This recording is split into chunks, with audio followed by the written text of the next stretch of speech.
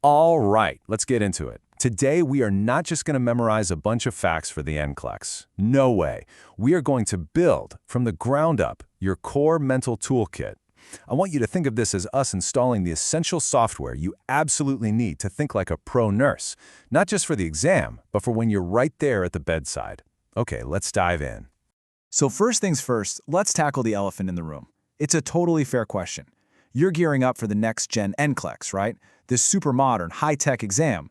So why on earth are we about to talk about theorists like Florence Nightingale? I get it. It can feel like you're studying ancient history for a trip to Mars.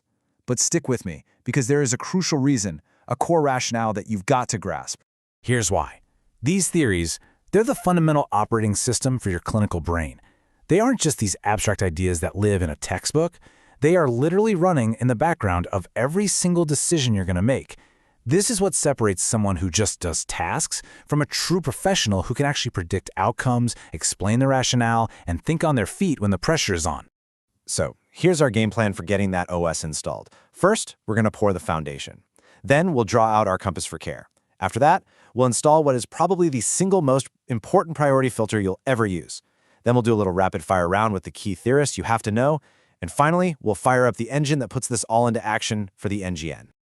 Okay, first up, the foundation. Let's just be really clear about this. Theory isn't just some academic fluff you can forget the second you walk out of the exam.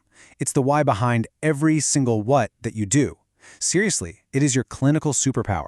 It's what lets you see the whole picture for your patient and gives you the rationale for every single intervention. So, what is a theory actually made of? Let's kind of break it down on our whiteboard here. Every theory starts with a phenomenon. That's the main event, the thing we're looking at, like pain. Then you have concepts, which are the building blocks. So for pain, that could be anxiety or tissue damage. Then come definitions, which give it meaning. And for the NCLEX, the operational definition is key. That's how you measure it, like saying pain is a score over 3 on a 0-10 scale. And finally, you have assumptions. These are the things we just accept as true, like caring helps people heal. Okay, so we've got our foundation. Now let's grab our next tool. If theory is the bedrock, then the nursing meta-paradigm, that's your compass. Let's just visualize this for a second. This is the big picture worldview that orients every single thing you do as a nurse. It makes sure you're always pointed in the right direction. It has 4 main points we have to know. Pointing true north always is the person. This is the absolute center of your universe. And you got to notice, it's not just the individual patient in the bed, it's their family, their whole community. The rationale here is huge. On the NCLEX, if you think of the family as just a bunch of visitors, you are missing a massive piece of the puzzle. They are part of the person.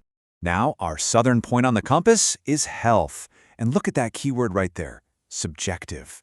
Health is not just about not having a disease. It's defined by the person, based on their own life, their own values. You could have a patient with a serious chronic illness who tells you their health is excellent. And guess what? That is the definition we have to respect and work with. Over to the east, we have the environment. This is the entire context of that person's life. You could come up with the world's most perfect care plan for a diabetic teenager, but if you don't think about their school lunch menu, their friends, what's going on at home, it's going to fail. The environment is always part of the equation. And finally, pointing west is nursing itself. This is what we do, and this is a huge distinction. Doctors diagnose the disease, right? Heart failure. We, as nurses, diagnose the human response to that disease. So we'd say, activity intolerance due to cardiac insufficiency. The rationale is critical. This defines our unique scope of practice. It's what makes us nurses. All right, let's put this compass to use. Quick scenario. You have a patient with terminal cancer. They want to stop chemo so they can spend quality time with their family. The doctor isn't on board. What do? Think about the compass. Who's pointing north? The person. Who gets to define what health means to them? The person. So you absolutely advocate for the patient's choice. The person defines their own health. That's the answer. Now let's talk about one of the most powerful, most practical tools you will ever use for the NCLEX, Maslow's hierarchy of needs. It's not just some concept from your psych class. For us in nursing, it is the ultimate tool for nailing those critical, who do you see first or what's the first thing you do questions. And I am not kidding around. The source material for this calls it the ultimate priority filter. Because when you're looking at 4 different patients and they all have pressing needs, this is the framework you run every single one of them through to get to the right answer. Every single time. So let's actually build this pyramid right here, from the bottom up. The foundation, the absolute base level that everything else rests on, is physiological needs. We're talking airway, breathing, circulation, fluids, the basics of life. These always come first. Only when those are stable can you even think about moving up to safety, then love and belonging, self-esteem, and all the way at the top, self-actualization. So the rationale is simple. A physiological need will almost always beat a psychosocial need. Okay, let's run a quick scenario through our new filter. Who are you seeing first? You've got a lonely patient.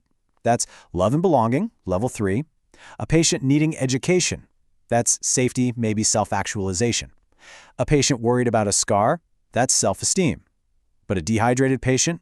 Uh-oh. That's a direct threat to their fluid balance, a core physiological need right at the very bottom of the pyramid. The dehydrated patient is your priority, hands down. All right, time to switch gears. Let's do a quick rapid-fire flashcard round.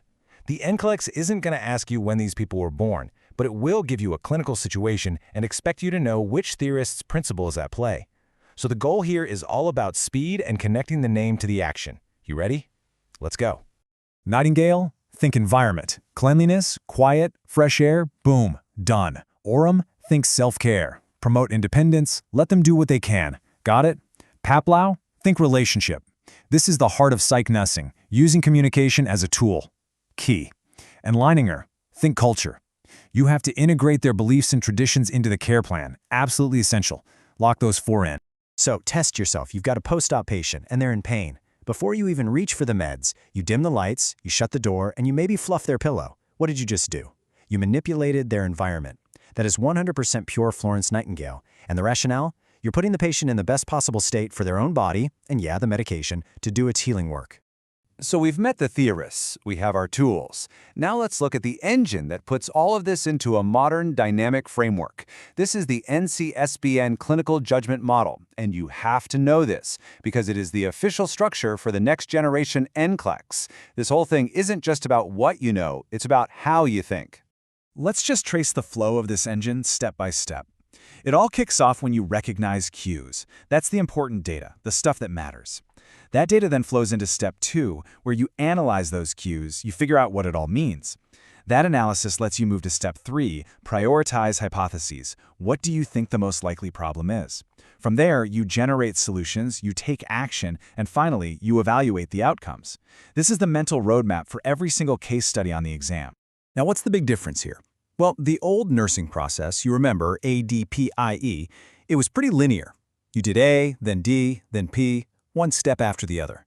This new clinical judgment model is a dynamic looping process. And the most critical piece is that feedback loop. If you get to the end, you evaluate the outcome, and it didn't work, you don't just try again. No, you loop all the way back and ask yourself, did I miss a cue?